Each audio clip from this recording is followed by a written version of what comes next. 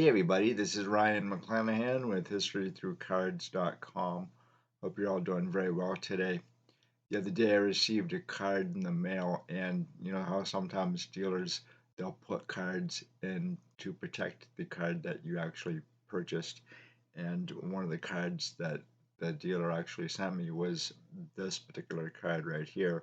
It looks like it's a 2006 SP Legendary, and as you can see, it says Fred Lindstrom, but that's not Fred Lindstrom. That's Harry the Horse Standing. I'm pretty sure of that.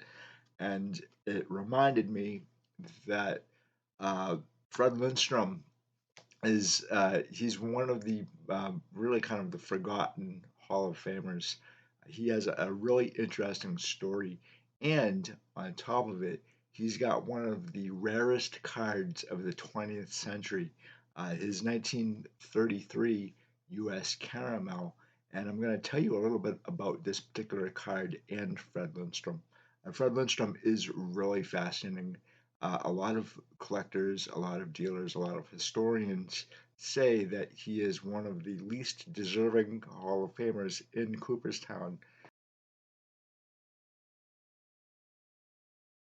I'm not entirely sure that that is an accurate statement. I understand why they say that because Fred Lindstrom was a really good friend of Frankie Frisch.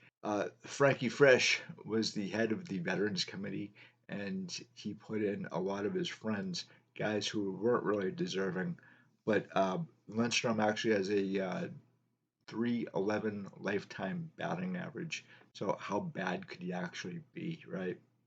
I'm going to go through his card, the 1933 U.S. Caramel. Now, a lot of people actually say that the U.S. Caramel now is considered a 1933 year, not 1932. It used to be always that it was 1932, but in light of certain facts that you can actually see in the backs of these cards, a lot of the dates they match up to 1933 and not 1932. And so a lot of people, especially Ted Z, who I mentioned in a video previously, he had said that it's 1933 and here's why. And he gave all sorts of reasons for the backs of the cards why 1933 and not 1932 U.S. Caramel.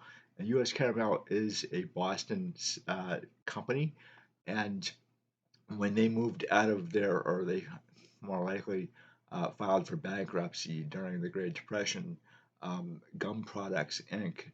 They bought that location, and Gum Products Inc. Had their double play in 1941. So there is a little bit of a connection there. But at the time, I believe Boston actually had five companies that were issuing sports cards in the 1930s and early 1940s as well. So it was a hub of major sports card activity, if you will. And Boston is really nicknamed the hub. But anyway, let me get on to these articles. I think you're going to find them really interesting. And here we go. This is from the Corpus Christi Caller Times, Corpus Christi, Texas, November 27th, 1988. Card collector wants $1 million for canceled Fred Lindstrom by Angelo Cataldi, Allentown, Pennsylvania. When Josh Evans looks down at the old baseball card for the first time, he instantly realized that this is much more than a piece of aging cardboard honoring the long-forgotten career of Fred Charles Lindy Lindstrom. This was a buried treasure, the answer to a 56-year-old mystery, the end of a long and frustrating quest. Barely able to contain his excitement, Evans scoured Lindstrom's expressionless eyes, then flipped the card over and spotted the number 16 in the upper left-hand corner. The word "canceled" was stamped across the bottom above two small puncture marks. It was like lightning bolts and skyrockets were exploding all around me, he said. I got weak on the spot. Evans has managed to regain his strength quickly, and he has needed it. Ever since he acquired the card 2 months ago and began entertaining offers at his Allentown memorabilia shop, he has been at war with collectors and dealers over its true value. They say it's worth around $15,000. He says they're a little off in their calculations, about $985,000 off to be precise. Joshua Evans wants $1 million for the card. Look, I'm not the richest guy in the world, I'm not the handsomest guy in the world, and I'm not the smartest guy in the world, said Evans, 27, but I have something. I have the best baseball card in the world. Despite the controversy, Evans is as happy as an 8-year-old boy with a fresh pack of baseball cards in his hands and a wad of bubble gum in his mouth. He has spent the last several weeks touring the television talk shows, accompanied by an ominous-looking armed guard, and severing all the attention that his strange card has attracted. Hey, people can say whatever they want about the card, he declared, no matter how you look at it. This is an incredible story. It all began 56 years ago when the U.S. Caramel Company decided to put out a set of 32 cards featuring some of the top athletes in sports: baseball stars Babe Ruth, Ty Cobb, and Lou Gehrig, boxer Jack Dempsey, and golfer Bobby Jones among them. To inspire more interest in the cards, the candy company offered a $1 baseball to any collector who returned an entire set, and a $3 baseball glove for anyone who redeemed 3 complete sets. In 1932, during the Depression, those were prizes coveted by thousands of young collectors. The only problem was the company wasn't prepared to award the prizes, so it pulled the number 16 card from the master set. Fred Charles Lindy Lindstrom stamped the word "Cancelled" across the bottom and punched 2 small holes in it. The card was then placed in a file in the main plant in East Boston, Mass. That same year, the U.S. Caramel Company put out a set of presidents, and they had the same offer on the back, Evans reported. There was no William McKinley. The way I envision it, they sat around at a meeting and said, "Are we going to put all these cards and give away all these prizes? No way." So they pulled a card from each set. For the next 56 years, the conventional wisdom was that another player, Joe Cool, had been featured on the number 16 card, but no one knew for sure because there was no evidence of it anywhere. Some collectors even believed that the number 16 card didn't exist, that the company had issued a set that could never be completed. Then, over the Labor Day weekend this year, a collector from Chicago approached Evans and offered him both the number 16 card and the long awaited explanation of what had happened to it. According to the collector, Evans has declined to identify him. An employee of the Caramel Company went through a file cabinet one day, many years after the cards were issued, and grabbed a handful of cards for his son. Apparently, one of the cards he looked at that day was the only Lindstrom card ever printed. His son kept the card, never knowing its worth, for decades until he sold it to the Chicago collector earlier this year. No one is saying how much the Chicago man paid for it, nor is Evans divulging the price he negotiated. "Just call it an astonishing amount," he said. "The word on the street is that Evans paid under $5,000 for it," said Ken Golden, a dealer from Cherry Hill, New Jersey. And therein lies the controversy. At the time when baseball cards have become a flourishing business, Evans has a one-of-a-kind item in excellent condition from a 56-year-old set. How much is it really worth? How much can any baseball card be worth? In arriving at this $1 million price, Evans said he used simple logic. Because the most expensive card ever sold, the T206 card of Honus Wagner, issued in 1909, brought $110,000. Then his Lindstrom card had to be the first $1 million baseball card. This card is not just a rarity, Evans said. It is the most important card ever found. And the story around it is so fantastic, which just adds to the mystique. Look at the Wagner card. He was against smoking, and it was issued by a tobacco company, so he had it pulled. Still, there are 50 of them, and one sold earlier this year for over $100,000. Do you mean to tell me the Lindstrom card isn't worth 10 times that? Unanimous response of his fellow dealers in the business is a resounding no. Let's not forget that we're talking about a piece of cardboard with a picture on it, said David Kaufman, a Philadelphia collector. Hey, I love the stuff as much as anybody, but $1 million for one card? In World War II, they used the stuff for firewood. This is from the Tallahassee Democrat, Tallahassee, Florida, October 22nd, 1981. My dad and I were strangers by Andy Lindstrom. We never played catch together, my father and I. You'd think he might have liked to toss a baseball around with his sons because he was a very famous player in his time. His picture was on bubblegum cards. Sports writers compared him to Cobb and Wagner and other demigods of our so called national pastime, and eventually his plaque was hung in the Baseball Hall of Fame. But by the time I came along, his career was over. One day in Brooklyn, 36 games into the National League season of 1936, he just quit. He walked off the field and never played again. A teammate had bowled him over in pursuit of a routine fly ball. If this is what I'm reduced to, I'm through, he said. He was only 30, a veteran of 13 major league seasons, and one of the highest paid players in the game. But he no longer was the best. It's still hard for me to understand how anyone simply can walk away from the game he loves, especially someone with the talents of my father. Even in the apogee of my fourth decade, I live for the chance to kick a soccer ball around with my fellow has-beens. But then I will never be chosen to sit with the immortals, baseball or otherwise. And he was. In his prime, he was fast and graceful, self confident and brash.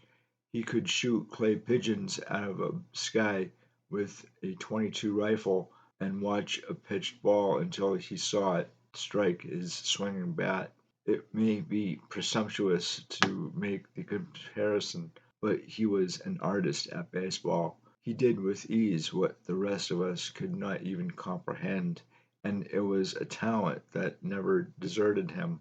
It's the easiest thing in the world, I remember him telling a group of Northwestern University players one afternoon. He coached baseball at Northwestern for several years, even managing in 1957 to win the Wildcats' only Big Ten championship in the school's history. You just keep your weight back until the ball is almost in the catcher's glove, then flick it to the right field behind the runner. And then, to the dismay of the team's star pitcher, who was throwing his hardest fastballs and trickiest curves, he drove pitch after pitch over second base between the outfielders as easily as though the ball were on a tee. There was a time, not many years ago, when he was invited to New York to play an old timers game. White haired and roundish in his borrowed uniform, he batted only once, but his hit was a slashing line drive off the left field wall. Then a pitch runner took his place. Later, as we gathered around to congratulate him, he brushed us aside.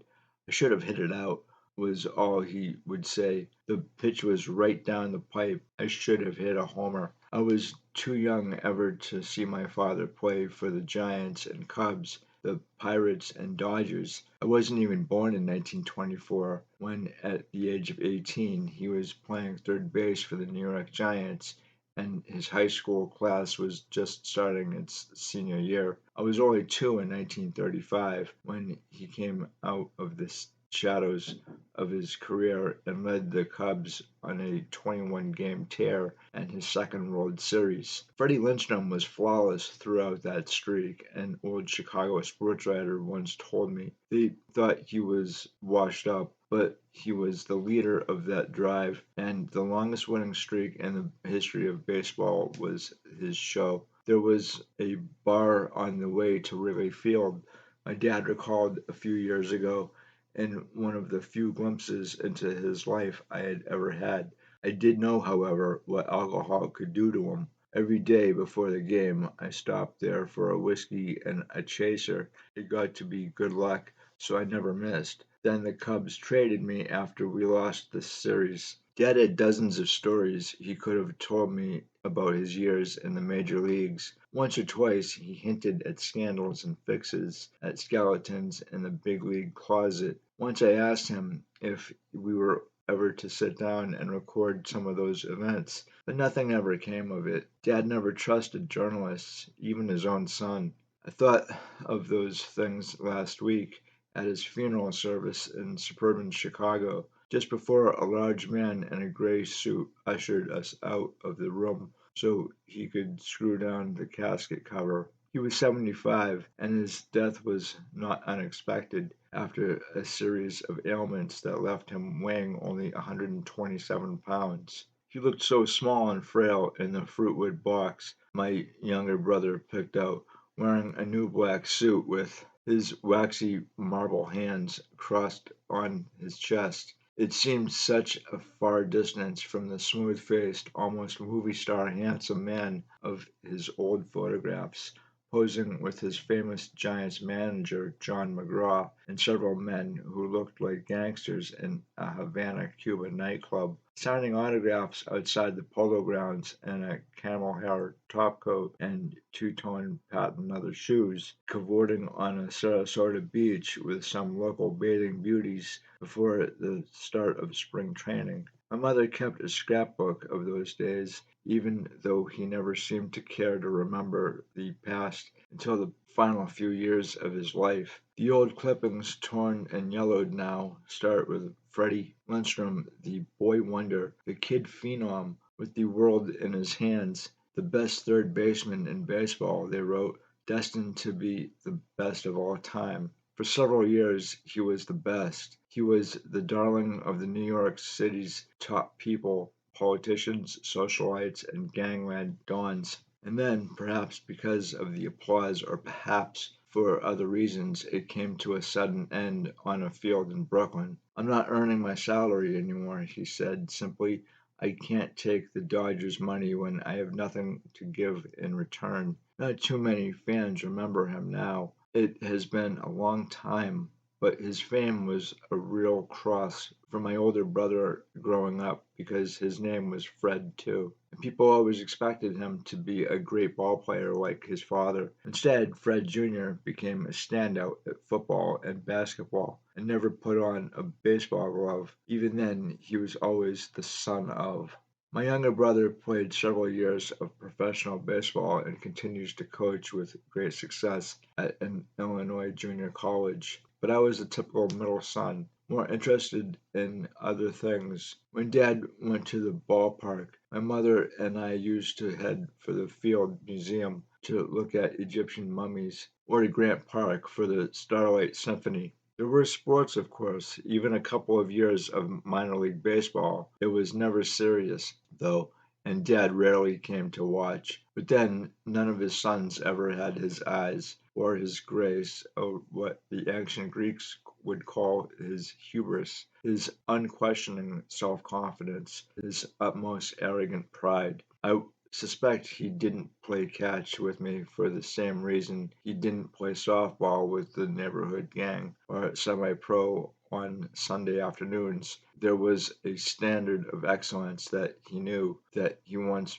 played at, and he just couldn't play at any other level. It always left me a little sad that my father never played catch with me. But then I had my own degree of hubris too, even if it was built on more shaky foundations. You're just like your father, my mother used to say to me in exasperation. You always have to go your own way, no matter what. I pity the woman you marry. My mother died about a year ago, and there was those who said it would make little difference to Dad because his life depended more on his daily round of golf than on his wife. Well, they were wrong. Dad's condition deteriorated pretty badly after living alone for just a couple of months. Since May, he had been living only because medical science can do some expensive tricks that keep the body going not long after it's worth a candle. And now my parents are buried together in a cemetery outside Chicago, next to his parents and two of his sisters. I was unable to arrive in time for my mother's wake, so I didn't really see her go. But I made Dad's. I stood in that flower-rotten funeral parlor and said goodbye to a father I never played catch with. Father I really didn't see too often over the past 25 years. As I stood there trying to understand the curious, unexpected tears that pushed into my eyes, I could smell the gas heater in his mother's walk-up flat on Chicago's South Side, where we would visit each Sunday of my childhood. Mary Sweeney was his mother's name from County Clare in Ireland, and the family ties meant a great deal to him. That's all over now, I thought. Family is part of the past. But I remembered the boiled ham and cabbage we used to eat almost ritually, and the tediously long afternoons reading comic strips or watching blue flames dance in the gas heater while the adults talked and played poker for matchsticks in the kitchen. I thought of a summer cottage my mother used to take us to while Dad stayed in the city. Of the weekend, we crowded 34 relatives into 2 bedrooms and a screened porch. Of the 62 children and grandchildren, cousins, and in-laws who cheered gloriously at his Hall of Fame induction in Cooperstown just 5 years ago, and I found myself crying almost out loud while a stoop-shouldered old man touched my elbow to tell me what a great baseball player my father had been. Dad, how come we never played catch? How come we never wrote all those stories that were part of your world? How come we never really knew each other? But I have my hubris too. Even if less deserved, I drifted away from the family many years ago, only rarely to return. In the end, I guess, Dad and I were so much alike, which meant we were so far apart. That was really fascinating for so many reasons. The first thing that I started to think of when I was reading that article was the dynamics between fathers and sons, or sometimes even mothers and daughters. But I can kind of relate to this in a little bit because I always wanted to ask my dad about his time in Haight-Ashbury in the 1960s and knowing all these singers, and he really didn't talk to me a whole lot about it. I understand why. He didn't want me to go down that same road that he did when he was a kid. But in this case, too, it's very rare that you have sons who are better at the sport that their father was in. I can't think of too many players who, fathers and sons, I should say, that are both in the Hall of Fame, uh, trying to live up to those kind of expectations is really difficult. It's very challenging. So you do have a lot of Hall of Famers, especially their sons, trying to make it into the majors and floundering. Sometimes they have decent careers. The Sisler boys, Dick Sisler's sons, one of them was a pitcher and he was fairly good. But a lot of times you just can't be up to that level and expect to either surpass your father, your famous father, and that's a lot of pressure for a lot of people. So I can understand why he never one of the kids never picked up a baseball glove. The other thing too, which I found was really interesting about this, wasn't just Fred Lindstrom's his card, which I'll talk about in a quick minute here, but Fred Lindstrom himself, because there's not a whole lot of talk about Fred Lindstrom today. And obviously, the card here, they even got the player wrong. So, again, this is not Fred Lindstrom. This is Harry the Horse Nanning, who I will be talking about Harry Danning in another video because I think he's really interesting. But uh, again, we never saw Fred Lindstrom play, and whatever there is just little bits and pieces of his career through clips or newspaper accounts. And so when a lot of either collectors or dealers, and especially historians, when they say that Fred Lindstrom shouldn't be in the Hall of Fame because he's the worst pick ever, and if it wasn't for Frankie Frisch, Lindstrom would not have gotten into the Hall of Fame.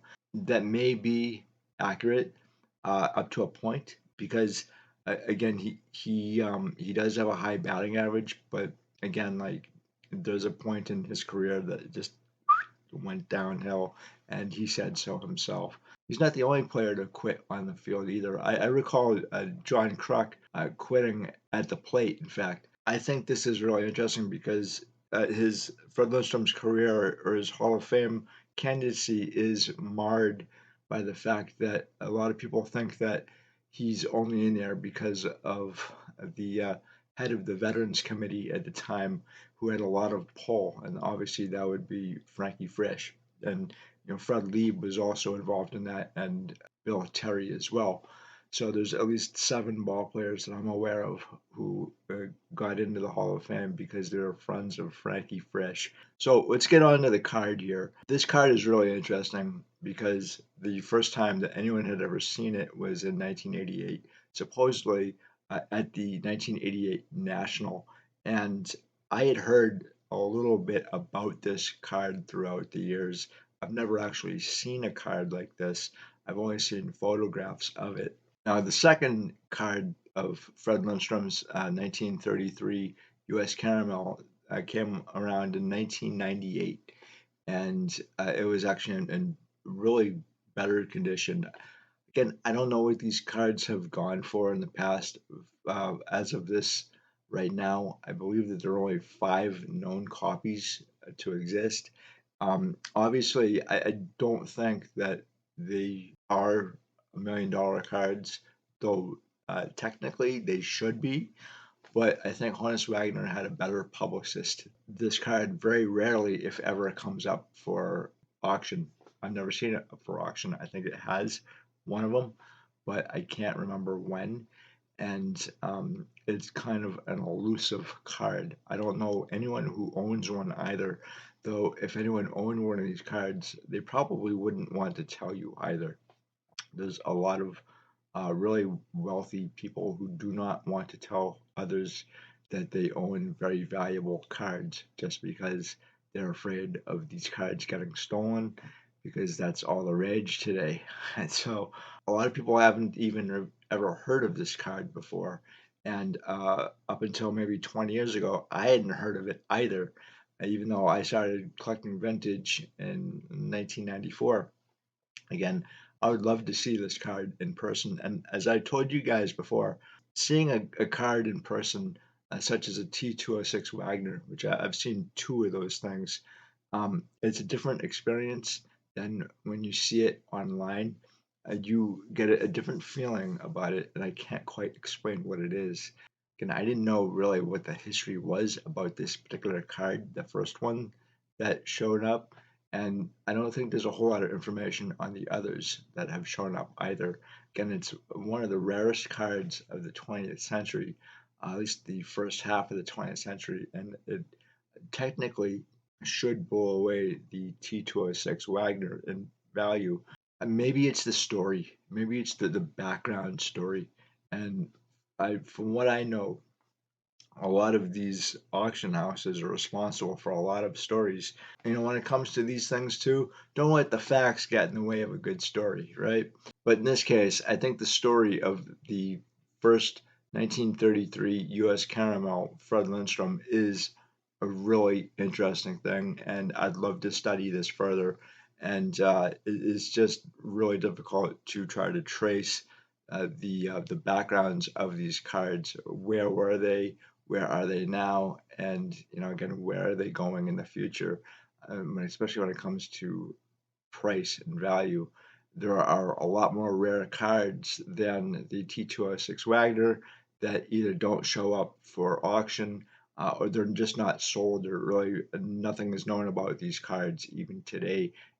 This kind of rarity isn't unique to baseball cards either, except for maybe the 1963 Pepsi Colt 45's John Bateman, which there are about 5 known cards. I think Wagner actually starts out at $1 million now. So if you're looking from a 1988 perspective, you're thinking that is crazy. Cards will never ever be worth $1 million, and you're looking 35 plus years later now, and you're seeing what these cards are going for. I think that if we had a time machine and went back to 1988 and asked some of the dealers about what is going on today, they would flip out. They'd be astounded, and I don't think in a good way either. The hobby back in 1988 is a lot different than it is today. Obviously, they would have never ever thought in a million years that we would be able to do this right now. That I'd be able to communicate to you guys through a computer and a little microphone, and go on something called YouTube. That would have never ever crossed anybody's mind, nor would something like this. Although my my phone's a pile of shit, and I have to get a new one. But usually, this is what I use to read all my articles. And man, it is not easy to do that, but it's what I have available. It's the technology that I have available to me right now. But when it comes to technology today, too, I think dealers from 1988 would be astounded at the technology that we have available at our hands that they didn't. And the only drawback, I think, is that pricing was probably better in 1988 than it is today. You knew exactly what the card was supposed to go for and how much to pay for it. So I'm kind of going on what I feel I should pay for this card, although I don't really know what the cards go for. It's what I'm comfortable paying. Sometimes I think it's a good deal, but for the most part, do I know that the card that I'm buying or looking at is supposed to be XYZ? Because again, we don't really go by price guides anymore. We go by comps. When I think of a comp, I'm thinking of a complimentary hotel room. So, guys, thank you so much for stopping by. I greatly appreciate it as always. I'd love to hear what you have to say about Fred Lindstrom, his card. If you guys have ever seen one of these cards, I'd love to hear it. And anything else that I have talked about here. So, guys, again, thank you so much. And like and subscribe, if you will, for more video content from me. Thank you. Bye.